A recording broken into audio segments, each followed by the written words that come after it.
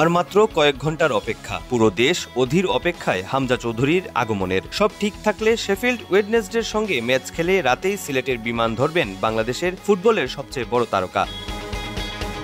17 March বিকেলে তার সিলেটে পৌঁছানোর কথা। এর আগেও কয়েক দফায় বাংলাদেশে এসেছেন হামজা চৌধুরী, তবে এবারের আশাটা ভিন্ন। প্রথমবারের মতো বাংলাদেশ ফুটবল দলের খেলোয়াড় হয়ে দেশে আসছেন তিনি। 25 মার্চ ভারতের বিপক্ষে এশিয়ান কাপ বাছাই পর্বের ম্যাচে বাংলাদেশের জার্সিতে অভিষেক হবে এই ডিফেন্সিভ মিডফিল্ডারের।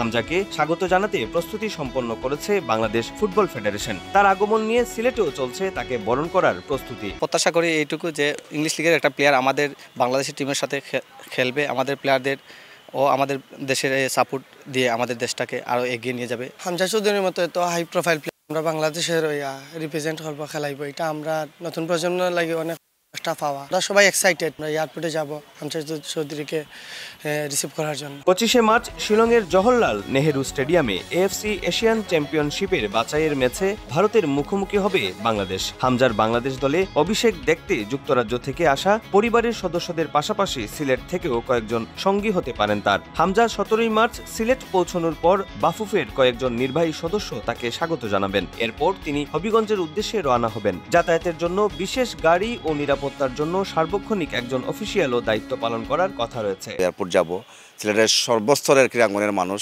এয়ারপোর্টে থাকবে, আমরা আশা করতেছি। আমরা সবার সাথে ফোনে যোগাযোগ করতেছি।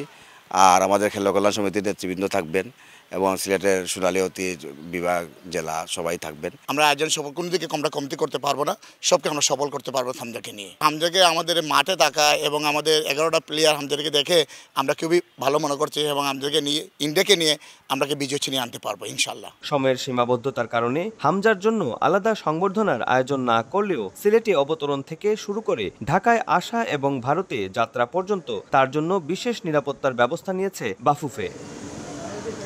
অপু বণিক, সময় সংবাদ, সিলেট।